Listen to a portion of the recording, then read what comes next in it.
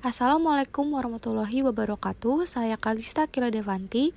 Pada kesempatan kali ini, saya akan memaparkan proyek UAS mata kuliah landasan pendidikan yang diampu oleh dosen pengampu Dr. Insinyur Vina Serevina MM dengan topik pembahasan konsep pendidikan dan subtopik pembahasan mengenai jenjang pendidikan.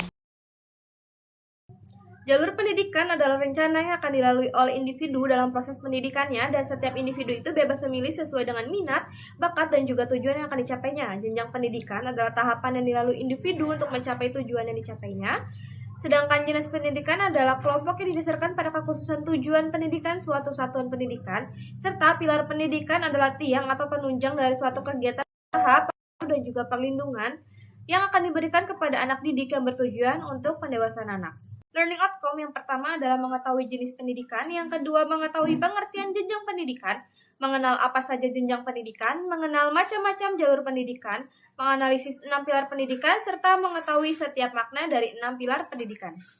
Definisi jenjang pendidikan. Jenjang pendidikan adalah tahapan pendidikan yang harus ditempuh oleh peserta didik secara berkelanjutan yang ditetapkan berdasarkan tingkat perkembangan peserta didik yang bertujuan untuk mengembangkan potensi dirinya. Adapun macam-macam jenjang pendidikan, yang pertama adalah pendidikan anak usia dini atau PAUD. PAUD adalah tahap awal pendidikan yang ditujukan bagi anak usia dini dimulai dari bayi hingga umur 6 tahun. Tujuan utamanya adalah memberikan rangsangan yang tepat bagi perkembangan fisik, kognitif, dan juga emosional serta sosial anak sebelum memasuki pendidikan formal. Yang kedua adalah pendidikan dasar. Pendidikan dasar adalah pendidikan yang memberikan pengetahuan dan keterampilan menumbuhkan sikap dasar yang diperlukan dalam masyarakat, serta mempersiapkan peserta didik untuk mengikuti pendidikan menengah. Adapun pendidikan dasar ini terbagi menjadi dua. Yang pertama sekolah dasar atau SD. SD merupakan tingkat pendidikan formal yang wajib ditempuh oleh anak usia 7 hingga 12 tahun. Di SD ini anak-anak memperoleh pengetahuan dasar seperti membaca, menulis, berhitung, serta mempelajari mata pelajaran seperti ilmu pengetahuan alam, ilmu pengetahuan sosial, dan bahasa Indonesia, serta matematika.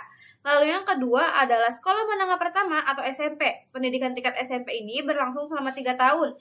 Di sini mereka belajar mata pelajaran yang lebih kompleks dan juga mendalam, seperti IPA, IPS, Bahasa Indonesia, Matematika, Bahasa Inggris, serta seni dan juga olahraga. Jenjang pendidikan selanjutnya yang ketiga adalah pendidikan menengah. Pendidikan menengah adalah pendidikan yang mempersiapkan peserta didik menjadi anggota masyarakat yang memiliki kemampuan mengadakan hubungan timbal balik dengan lingkungan sosial, budaya, dan alam sekitar. Pendidikan menengah juga terbagi menjadi dua. Yang pertama adalah sekolah menengah atas atau SMA. Tingkat pendidikan ini berlangsung selama 3 tahun, di mana siswa ini memilih program studi yang akan mereka tekuni nanti di perguruan tinggi. Di SMA, siswa mendalami mata pelajaran yang lebih spesifik sesuai dengan minat bakat mereka, dan juga diharapkan untuk memiliki pemahaman yang lebih mendalam tentang bidang studi yang mereka pilih. Lalu yang kedua adalah sekolah menengah kejuruan atau SMK. SMK menekankan pada keterampilan praktis dalam berbagai bidang seperti tata boga, otomotif, teknologi informasi, perhotelan, dan lain sebagainya. Siswa SMK dilatih untuk menjadi tenaga kerja terampil dan juga siap pakai dalam dunia industri sesuai dengan bidang keahlian yang mereka pilih.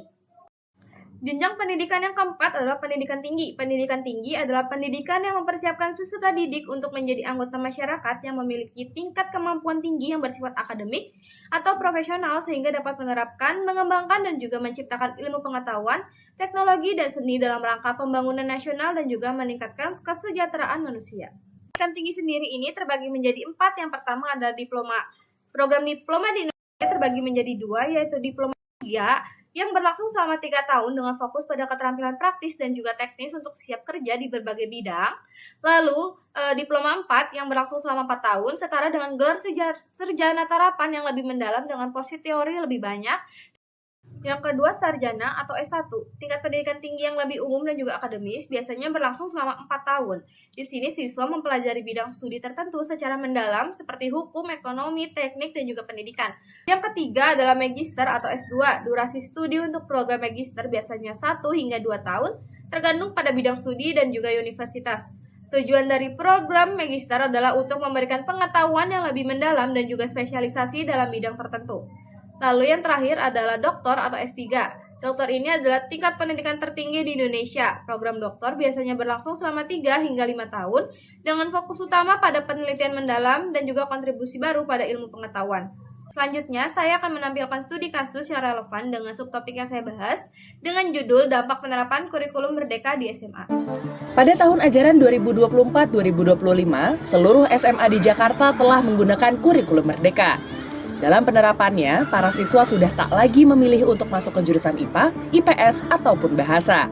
Siswa leluasa memilih mata pelajaran yang sesuai dengan Latar belakang, penerapan kurikulum Merdeka di SMA adalah bagian dari reformasi pendidikan di Indonesia untuk menyesuaikan dengan kebutuhan siswa yang beragam dan juga perkembangan zaman.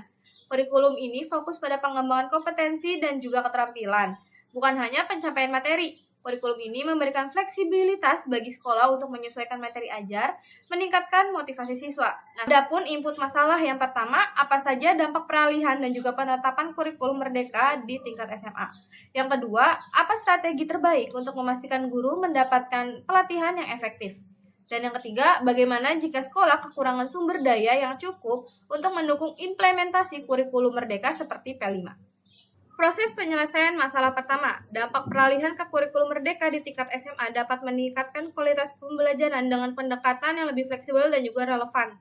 Yang kedua, strategi terbaik untuk memastikan guru mendapatkan pelatihan yang efektif mengenai kurikulum Merdeka adalah pelatihan harus dimulai dengan pemahaman mendalam tentang kurikulum tersebut. Lalu yang ketiga, jika sekolah kekurangan sumber daya untuk kurikulum Merdeka, mereka bisa memanfaatkan sumber daya yang ada dengan efisien, mencari dukungan dari pihak luar, dan juga menggunakan teknologi untuk pelajaran. Selanjutnya, output masalah pertama. Hasil dari peralihan ke kurikulum Merdeka di SMA adalah peningkatan kualitas pembelajaran melalui pendekatan yang fleksibel dan juga relevan. Lalu yang kedua, strategi untuk memastikan pelatihan guru mengenai kurikulum Merdeka efektif. Strategi ini meliputi pemahaman mendalam tentang kurikulum, kursus, dan juga workshop terstruktur dengan praktik, penyediaan sumber daya, dan dukungan berkelanjutan. Yang ketiga, beberapa solusi untuk menghadapi kekurangan sumber daya dalam penerapan kurikulum Merdeka di sekolah dapat memanfaatkan sumber daya yang ada secara efisien, mencari dukungan eksternal, dan juga memanfaatkan teknologi. Selanjutnya adalah feedback pertama, yaitu peralihan kurikulum Merdeka ini memerlukan pelatihan guru untuk mengadaptasi metode baru dan juga sistem penilaian berbasis kompetensi. Yang kedua, untuk memastikan strategi terbaik diharapkan pelatihan guru efektif, identifikasi kebutuhan spesifik mereka, dan juga rancang program pelatihan yang terstruktur dengan modul yang jelas dan sesi praktis. Lalu yang ketiga, jika sekolah kekurangan sumber daya untuk kurikulum Merdeka, solusi untuk sekolah meliputi pelatihan guru, melibatkan orang tua dan juga komunitas, memanfaatkan sumber daya yang ada secara kreatif, dan bekerja sama dengan sekolah lain. Terakhir adalah kesimpulan mengenai subtopik ini. Jenjang pendidikan merupakan tahapan pembelajaran formal yang terstruktur dalam sistem pendidikan.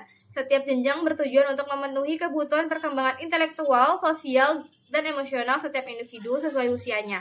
Jenjang pendidikan sendiri ini terdiri atas pendidikan anak usia dini atau PAUD, pendidikan dasar, pendidikan menengah, dan juga pendidikan tinggi. Berikut ini adalah daftar pustaka yang saya gunakan untuk mencari referensi mengenai materi jenjang pendidikan.